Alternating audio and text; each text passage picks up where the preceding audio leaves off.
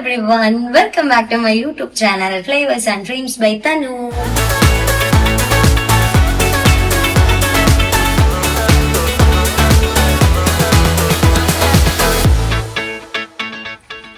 ഇന്ന് ഗോവയിലെ നമ്മുടെ സെക്കൻഡ് ഡേ ആണ്. വന്ന ദിവസം നമ്മള് ട്രാവൽ ചെയ്യുന്ന ഒരു വീഡിയോ ആണ് കാണിച്ചത്. പിന്നെ ഫസ്റ്റ് ഡേയിൽ പോയിരുന്നത് അഞ്ജന ബീച്ചിലായിരുന്നു. അപ്പൊ ഇന്ന് രാവിലെ ആയിട്ടുള്ളൂ, പക്ഷെ ഞങ്ങൾക്ക് ഒരു 11 ഒക്കെ ആകുമ്പോഴേക്കും ഞാൻ പറഞ്ഞ സ്ഥലത്ത് പോകാനുണ്ട്. നമുക്ക് ആ ഒരു കൊറിയോഗ്രാഫി ആയിട്ട് പോകണം.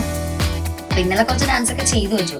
പക്ഷെ ഗോവയിൽ വന്നിട്ടാണെങ്കിലും എനിക്ക് പുറത്തെ ഫുഡൊന്നും എനിക്ക് അത്ര ഇഷ്ടമൊന്നും ആയിരുന്നില്ല. അതുകൊണ്ട് ഞങ്ങള് തന്നെ ഇന്നലെ ഞാൻ മീൻകറിയൊക്കെ ഉണ്ടാക്കിയിട്ടാ, പക്ഷെ അതിന്റെ വീഡിയോ ഒന്നും എടുക്കാൻ പറ്റിയില്ല. ഇന്നിപ്പോ ഇതാ ചിക്കൻ മേടിച്ചു. ചിക്കൻ ഫ്രൈ ചെയ്യാനുള്ളതാണ് ഇതാക്കി വെച്ചിരിക്കുന്നത്. കറി വെക്കാനുള്ളതാണ്. ബാക്കിയുള്ള സാധനങ്ങളൊക്കെ എല്ലാം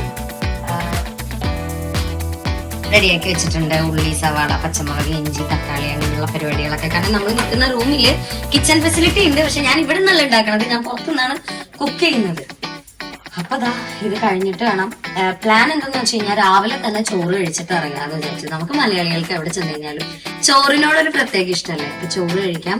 ഉച്ചയാകുമ്പോൾ ഞങ്ങൾ സാൻഡ്വിച്ച് കുക്ക് ചെയ്ത് പാക്ക് ചെയ്ത് കൊണ്ടുപോകാന്ന് വിചാരിച്ചു. നമുക്ക് ഓൾറെഡി അവിടെ നിന്ന് ലഞ്ച് ഉണ്ട്. പക്ഷെ ഇവിടുത്തെ താലി മീൽസ് ഗോവയിലെ ഞാൻ ഓൾറെഡി കഴിച്ചിട്ടുണ്ട്. പക്ഷെ എനിക്ക് അതൊന്നും അത്ര വലിയ ഇഷ്ടമല്ല. ഫിഷ് കുറെ ഉണ്ടെങ്കിലും അതിലൊക്കെ ഒരു തരം ഒരു ചൊവ ഉണ്ടാകും. നമ്മളിങ്ങനെ പുളിയൊക്കെ ഇട്ടിട്ടൊക്കെ അല്ലേ പ്രിപ്പയർ ചെയ്യുന്നത്. അപ്പോ അങ്ങനത്തെ കുറെ പ്രശ്നങ്ങളൊക്കെ ഉണ്ടാവും. അപ്പൊ എനിക്കത് വലിയ ഇഷ്ടമല്ലാത്തത് കൊണ്ടും കൂടെ ഉള്ളവർക്കും അത്ര വലിയ ഇഷ്ടമല്ലാത്തത് കൊണ്ടും നമ്മൾ തന്നെ കുക്ക് ചെയ്തെല്ലാം കഴിക്കാമെന്ന് വിചാരിച്ചു. അപ്പൊ ഇതൊരു റൂം, അതൊരു റൂമാണ്. ഞങ്ങളുടെ റൂമൊക്കെ മിസ്സായിട്ട് കിടക്കുന്നതാണ്. അതൊന്നും നോക്കണ്ട. അവിടെ ഒരാൾ കിടന്നുറങ്ങിക്കൊണ്ടിരിക്കുന്നുണ്ട്. അപ്പൊ ബോയ്സ് നിൽക്കും, ഇവിടെ ഞങ്ങൾ നിൽക്കും. അങ്ങനെയാണ് നമ്മുടെ റൂംസിന്റെ കാര്യങ്ങളൊക്കെ. നല്ല റൂമാണ്. ഞാൻ നല്ല പറഞ്ഞിട്ടുണ്ടായിരുന്നു ലൊക്കേഷൻ എവിടെയാണെന്നൊക്കെ ചോദിച്ചു കഴിഞ്ഞിട്ടുണ്ടെങ്കിൽ ഞാൻ കൃത്യമായിട്ട് പറഞ്ഞു തരാന്നുള്ളത്.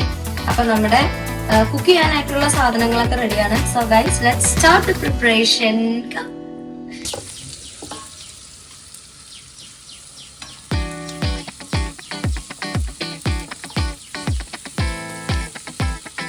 ഒരു കാര്യമുണ്ട്, എന്താണെന്നറിയോ? നമുക്കിവിടെ കോക്കനട്ട് ഓയിൽ, ഒരുപാട് തെങ്ങുകൾ ഉണ്ടെങ്കിലും കോക്കനട്ട് ഓയിൽ കിട്ടില്ല. പക്ഷെ കോക്കനട്ട് ഓയിലിന് പകരം ഞാൻ യൂസ് ചെയ്യുന്നത് ഇതാട്ടോ. ഞാൻ ഇന്നലെ ഇത് വെച്ചിട്ട് മീൻകറിയൊക്കെ ഉണ്ടാക്കി, പക്ഷെ നല്ലതായിരുന്നു. പിന്നെ ഒലിവ് ഓയിലും ഉണ്ട്, സൺഫ്ലവർ ഓയിലും ഉണ്ട്. എനിക്ക് സൺഫ്ലവർ ഓയിൽ കുക്ക് ചെയ്യുന്ന അത്ര ഇഷ്ടമല്ല, പക്ഷെ ഞാൻ ഇത് വെച്ചിട്ടൊന്ന് ട്രൈ ചെയ്ത് നോക്കിയായിരുന്നു, നല്ലതായിരുന്നു. ഫ്രൈ ചെയ്യാനൊക്കെ ഉള്ളതിൽ അത് യൂസ് ചെയ്യാറുണ്ട്.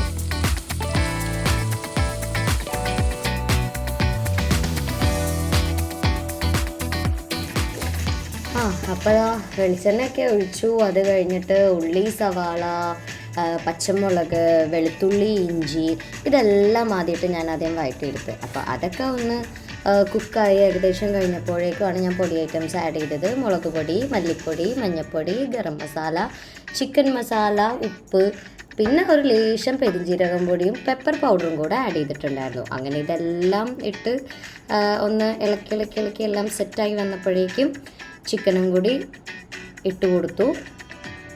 പിന്നെ ഞാൻ ഈ കുക്കിംഗ് ചെയ്യുന്നതിൻ്റെ കംപ്ലീറ്റ് ആയിട്ടുള്ളൊരു ഡീറ്റെയിൽഡ് ആയിട്ടുള്ളൊരു വീഡിയോ ഞാൻ കുക്കിംഗ് വ്ളോഗായിട്ട് ഞാൻ നെക്സ്റ്റ് ഇതിൽ ഇടാം കേട്ടോ. അതാ പൊടികളൊക്കെ എല്ലാം ഒന്ന് പച്ചമണമൊക്കെ മാറി ചൂടായി കഴിഞ്ഞതിന് ശേഷമാണ് കേട്ടോ ഞാൻ ചിക്കൻ ആഡ് ചെയ്ത് കൊടുത്തിരിക്കുന്നത്. ഒരു 30 മിനിറ്റ്സ് എനിക്ക് നന്നായിട്ട് ചിക്കൻ കുക്കാവണം. അങ്ങനെ ഞങ്ങൾ ഫുഡൊക്കെ കഴിച്ചിട്ട് പെട്ടെന്ന് അവിടെ നിന്ന് ഇറങ്ങി. എല്ലാവരും ധൃതി പിടിച്ച് കഴിച്ചതുകൊണ്ടാണ് കേട്ടോ എനിക്ക് വീഡിയോ എടുക്കാൻ പറ്റാതിരുന്നത്. കുക്കിംഗ് വ്ളോഗ് ചെയ്യുന്ന സമയത്ത് ഞാൻ എന്തായാലും നല്ലൊരു വീഡിയോ നിങ്ങൾക്ക് ഇട്ട് തരാം. അത് കഴിഞ്ഞ് ഞങ്ങൾ നേരെ അഞ്ജനയ്ക്കാണ് പോകാൻ പോകുന്നത്. ഞങ്ങൾ നേരെ റൂമിൽ നിന്ന് ഞങ്ങളുടെ പരിപാടിയും കാര്യങ്ങളൊക്കെ കഴിഞ്ഞ് ഈവനിങ് ടൈം ആയപ്പോൾ ഒന്ന് അഞ്ജന ബീച്ചിൽ തെണ്ടി തിരിയാൻ വേണ്ടിയിട്ടൊന്ന് ഇറങ്ങിയിട്ടുണ്ട്. ഇപ്പോൾ ഞാനും അച്ചു ഉണ്ട്. പിന്നെ ഇക്കൊക്കെ ഫ്രണ്ടിൽ മുന്നേ നടന്നു പോവാ. ഈ നമ്മൾ പോകുന്ന റൂട്ടിൽ കുറേ കൊച്ചു കൊച്ചു ഷോപ്സുകളൊക്കെ ഉണ്ട്. ഈ ബീച്ച് വെയേഴ്സ്, ജ്വല്ലേഴ്സ് അങ്ങനെയൊക്കെ ആയിട്ട്. അപ്പം ഞാൻ എന്തൊക്കെ ഇവിടെ ഉണ്ട് എന്നുള്ളത് ഞാൻ നിങ്ങൾക്ക് കാണിച്ചു തരാം. ഓക്കെ.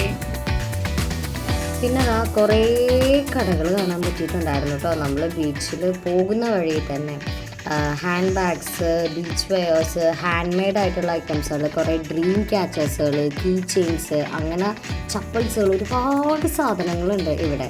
പിന്നെ ഇവരൊരു റേറ്റ് പറയും. നമ്മളതൊന്ന് ജസ്റ്റ് ഒന്ന് ചവിട്ടി പിടിച്ച് ബാർഗെയിൻ ചെയ്ത് കഴിഞ്ഞിട്ടുണ്ടെങ്കിൽ നമുക്കങ്ങനെ റേറ്റൊക്കെ കുറച്ച് അവർ തരും. കാരണം ടൂറിസം ആണല്ലോ അവിടെ നടക്കുന്നുണ്ട്. അപ്പോൾ അവരവരെ ബിസിനസ്സിനെ അവർ പ്രൊമോട്ട് ചെയ്യും. നമ്മൾ നമ്മുടെ ഇതിനെ നല്ല രീതിയിൽ എന്താ പറയുക ഒന്നും കൂടെയൊക്കെ റേറ്റൊക്കെ അഡ്ജസ്റ്റ് ചെയ്ത് തരാൻ പറഞ്ഞു കഴിഞ്ഞിട്ടുണ്ടെങ്കിൽ നമ്മുടെ ട്രാക്കിലൊക്കെ അവിടെ കിട്ടും.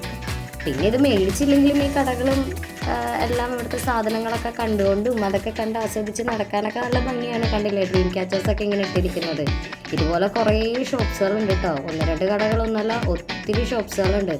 ഓഫ് സീസൺ ആയിട്ടും കൂടി ഇത്രയും ഷോപ്സുകൾ ഉണ്ട്. പിന്നെ കുറേയൊക്കെ നമ്മൾ ഇറങ്ങിയത് ഇത്തിരി ലേറ്റ് ആയതുകൊണ്ട് തന്നെ കുറച്ച് ഷോപ്സുകളൊക്കെ അടച്ചിട്ടുണ്ടായിരുന്നു. എന്നാലും ഒട്ടേറെ ഷോപ്സുകളൊക്കെ ഓപ്പൺ തന്നെയായിരുന്നു. അപ്പം ഇങ്ങനെയുള്ള കാഴ്ചകളൊക്കെ കണ്ട് നമുക്ക് എൻജോയ് ചെയ്തൊക്കെ പോകാം ബീച്ചിലോട്ട്.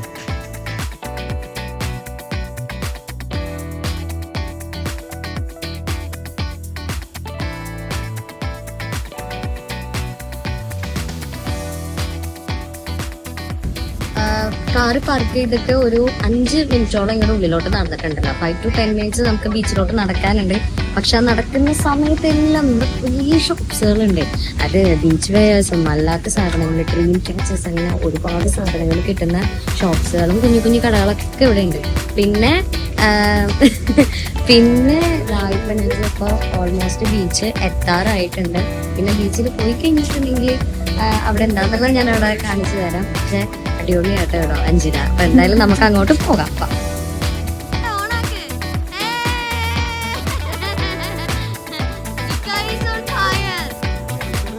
യെസ്, അപ്പൊ നമ്മളിതാ അവിടെ നിന്ന് നടന്ന് ഇപ്പൊ ഒരു 5 ഏതോ ഒരു വഴിയിൽ ചാടിയിട്ട് ഇപ്പൊ ഇവിടെ ബീച്ചാണ് നിങ്ങളീ കണ്ടോണ്ടിരിക്കുന്നത്.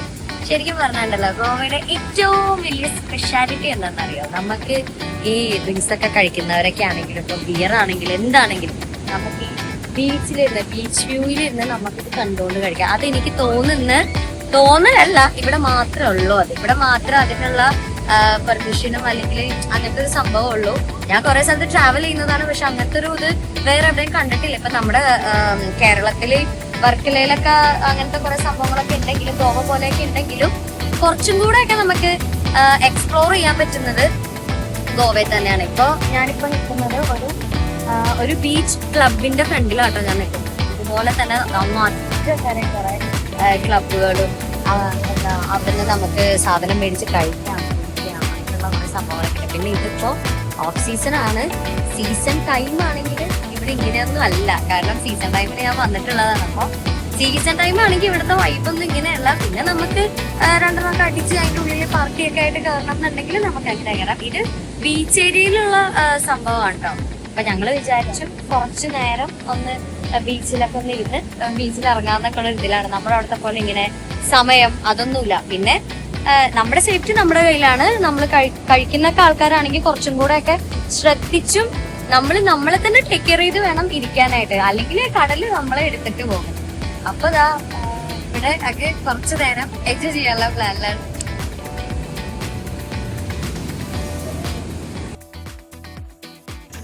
നമ്മുടെ ഈ ഗോവയിൽ ഒരുപാട് ബീച്ചുകളുണ്ടെങ്കിൽ ഫേമസ് ആയിട്ടുള്ള ഒരു ബീച്ചാണ് കേട്ടോ അഞ്ജുന. കാരണം സൗത്ത് ഗോവയിലാണ് കൂടുതലും ആൾക്കാർ ഇവിടെ എക്സ്പ്ലോർ ചെയ്യാനായിട്ടാണ് വരുന്നത്. അതുപോലെ തന്നെ അത്ര ബ്യൂട്ടി ആയിരുന്നു. പിന്നെ നമ്മളിപ്പോൾ വന്നിരിക്കുന്ന ഒരു സമയം ഞാൻ മുന്നേ പറഞ്ഞിട്ടുണ്ടായിരുന്നു, ഇത്തിരി ലേറ്റ് ആയിട്ടുണ്ട്. ആൻഡ് അതുപോലെ ഇത് ഓഫ് സീസണാണ്. സീസൺ ടൈമിലാണെങ്കിൽ ഇവിടെ നിറച്ച ആളുകളായിരിക്കും. എന്നിരുന്നാലും ഓഫ് സീസൺ ആയിട്ടും കൂടിയും ചെറിയ രീതിയിലുള്ള എൻ്റർടൈൻമെൻറ്റ്സും കാര്യങ്ങളൊക്കെ ഇതിൻ്റെ ഇടയിൽ ഇങ്ങനെ നടക്കുന്നുണ്ടായിരുന്നു. കണ്ടില്ലേ ഫയർ ഡാൻസൊക്കെ. കുറച്ച് നേരം ഈ ലേഡി കുറച്ച് നേരം പെർഫോം ചെയ്യും, അത് കഴിഞ്ഞ് പോയിട്ട് പിന്നെയും കുറേ നേരം വന്ന് പെർഫോം ചെയ്യും. അങ്ങനെയായിരുന്നു ഇവർ വന്നുകൊണ്ടിരുന്നത്. അങ്ങനെ ഇവിടുത്തെ കാഴ്ചകളെല്ലാം കണ്ട് ഞങ്ങൾ നല്ല രീതിയിൽ എൻജോയ് ചെയ്തു, എക്സ്പ്ലോർ ചെയ്തു.